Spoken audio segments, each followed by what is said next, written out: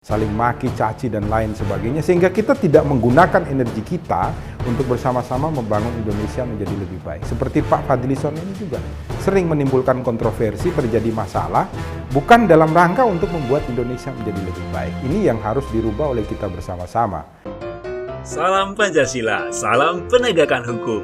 Halo sahabat Rumah Pancasila, kembali lagi bersama kami di channel Rumah Pancasila, membahas isu-isu hukum dalam bingkai Pancasila. Kali ini Rumah Pancasila akan membahas video-video mengenai isu hukum yang masuk ke dalam DM sosial media kami. Jangan lupa untuk tetap like, share, dan subscribe channel kami, dan mari berbagi ilmu. Salam Pancasila.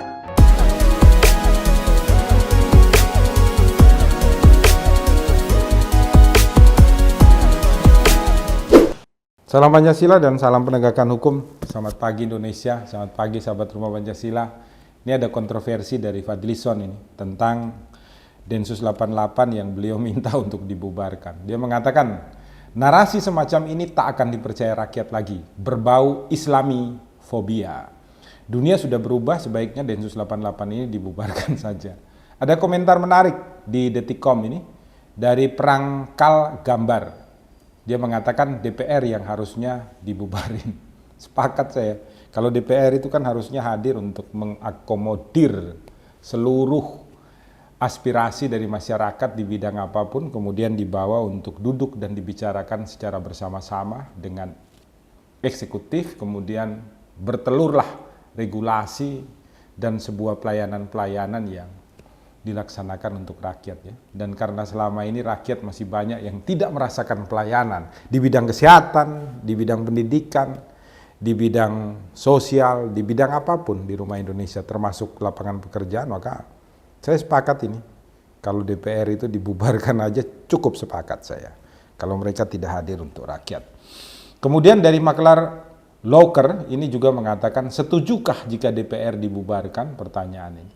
Bikin undang-undangnya pakai referendum aja gimana untuk membubarkan wakil rakyat, karena rata-rata memang kita semua ya, termasuk kami di Rumah Pancasila juga merasa bahwa kehadiran DPR ini tidak dalam rangka untuk memberikan masukan pada masyarakat, tapi justru memberikan masukan-masukan bagi kepentingan-kepentingan tertentu, termasuk partai politik yang mengusung mereka. Harusnya setelah mereka menjadi anggota DPR itu justru rakyatlah yang dilayani, bukan partai politiknya. Nah, berbicara tentang Densus 88 dan terorisme, begini, sebenarnya teror itu tidak ada hubungannya sama agama.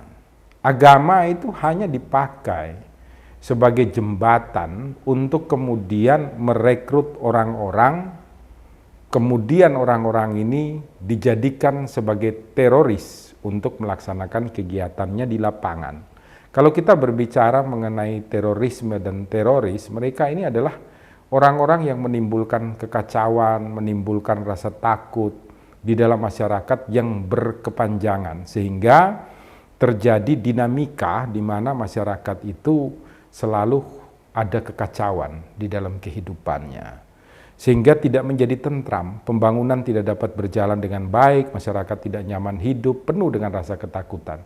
Ini biasanya tujuannya politik gitu, tidak ada hubungannya sama sekali dengan agama. Jadi kalau Pak Fadlizon ini mengatakan bahwa ini berhubungan dengan agama, Rumah Pancasila mengatakan tidak.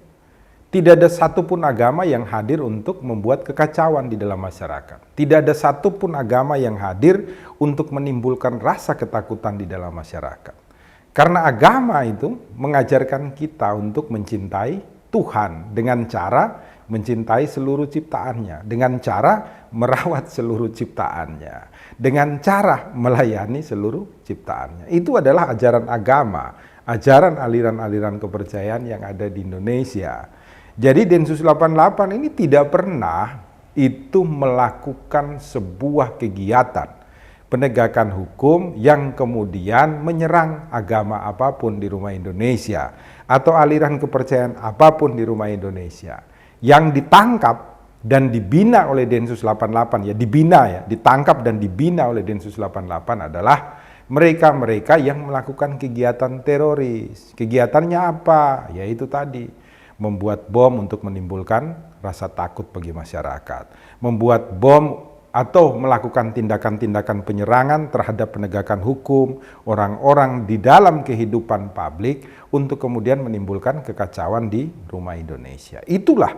Nah, ketika mereka ditangkap, melakukan perlawanan, maka ada 1-2 yang ditembak mati. Itu betul dan sesuai dengan prosedur hukum kita yang sudah diberikan kewenangan oleh KUHP. Maka tidak ada kesalahan ketika ada perlawanan kemudian ditembak mati oleh Densus 88. Yang ditembak mati orangnya, pelaku terorisnya, terorismenya, bukan agamanya. Tidak ada sama sekali ke arah sana. Maka justru apa yang dikatakan oleh saudara Fadlizon ini membuat sakit sahabat-sahabat saya, teman-teman kita semua di rumah Indonesia yang kebetulan mereka memeluk agama Islam.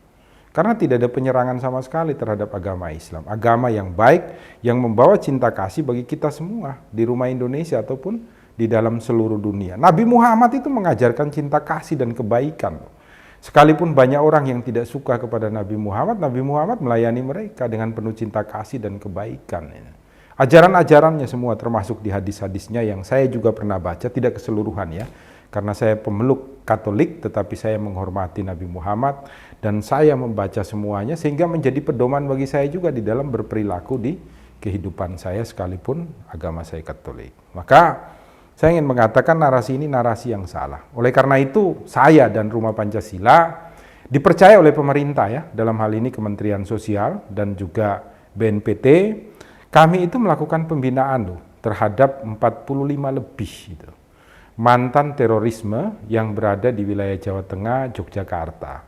Mudah-mudahan nanti setelah COVID ini ada rencana mungkin kami juga diminta untuk melakukan pembinaan terhadap mantan yang berada di daerah Jawa Timur atau mungkin juga akan nanti diberikan untuk melayani mereka yang berada di luar Jawa. Saya sering bercerita dengan mereka, duduk diskusi dengan mereka, dan mereka sering menangis juga mendengar kisah-kisah saya. Jadi mereka itu adalah orang-orang yang sakit secara mental dan secara hati, karena ketika mereka berada di ruang publik Indonesia, mereka kurang mendapatkan perhatian, kurang mendapatkan kasih sayang dari kita semua, tidak mendapatkan tempat sebagai manusia. Kemudian ada orang-orang yang memberikan hal tersebut dan kemudian mengubah imajinasi mereka, mengubah struktur berpikir mereka sehingga mereka itu berpikir bahwa apa yang mereka lakukan itu adalah dalam rangka mewujudkan kebaikan dan cinta kasih. Padahal salah. Sedikit cerita juga dari 45 lebih mantan teroris yang kami tangani. Rata-rata mereka bukan orang yang menimbulkan kekacauan, hanya sedikit ya. Mungkin 3% itu yang pernah berhubungan dengan bom dan menyuplai alat-alat untuk melakukan kekacauan. Yang lainnya itu sebenarnya orang biasa yang kebetulan berhubungan langsung dengan mereka yang melakukan tindakan terorisme. Mereka itu hanya kebetulan menerima tamu yang ternyata orang itu adalah orang yang melakukan kegiatan terorisme dan lain sebagainya. Inilah yang membuat mereka kemudian ditangkap dan dihukum untuk dilakukan pembinaan. Nah, semuanya harus diperbaiki secara baik, tetapi pada intinya Rumah Pancasila itu berpendapat Densus 88 tetap harus ada. Karena apa? Ada teori Roscoe-Pound.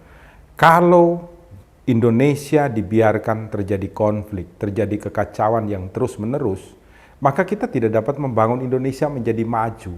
Untuk apa?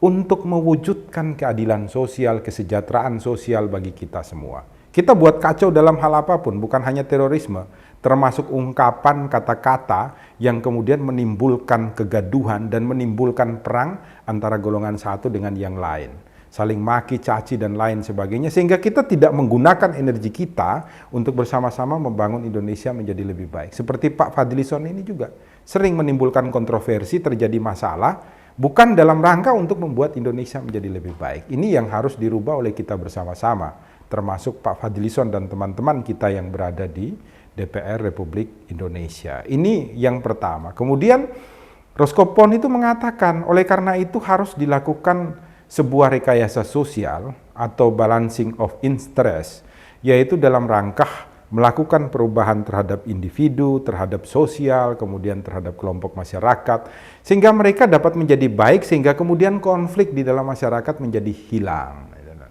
Ketika konflik di dalam masyarakat menjadi hilang dengan tidak ada lagi terorisme, tidak ada lagi orang yang membuat gaduh, mengadu domba satu golongan dengan golongan yang lain, di dalam kehidupan kita yang majemuk ini, maka kemudian Indonesia dapat menjadi baik dan pelayanan terhadap masyarakat itu akan menjadi sepenuhnya membuat kita semua menjadi makmur, menjadi tentram, menjadi nyaman hidup di rumah Indonesia. Ini teorinya Roscoe Pona. Kehadiran Densus 88 ini salah satunya itu. Teori ini bisa dipakai bahwa mereka hadir untuk kemudian melakukan perubahan-perubahan dalam penegakan hukum. Menangkapnya pun menurut saya Densus 88 masih sangat manusiawi ya. Kalau ada pelanggaran 1-2 itu sudah biasa di dalam penegakan hukum.